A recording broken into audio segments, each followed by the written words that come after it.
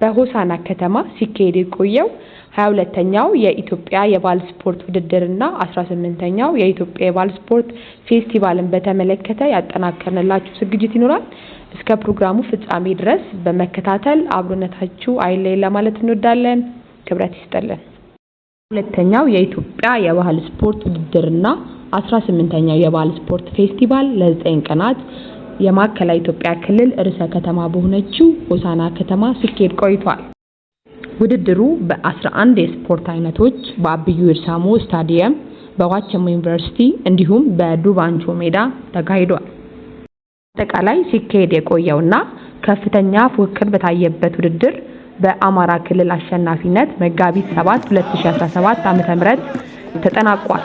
የኦሮሚያ ክልልና የአዲስ አበባ ከተማ አስተዳደር በሁለተኛ ደረጃና በሶስተኛ ደረጃ ውድድሩን አጠናቀዋል።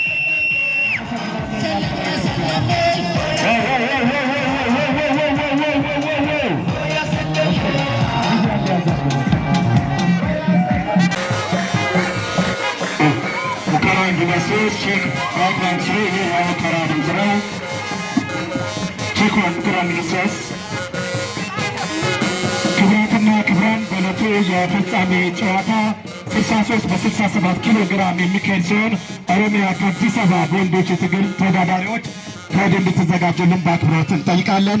ኦሮሚያ ከአዲስ አበባ ወንዶች የትግል ተወዳዳሪዎች ከወዲሁ አሰልጣኞች፣ ቡድን መሪዎች እንድታስተካክሉልን በአክብሮት እንጠይቃለን።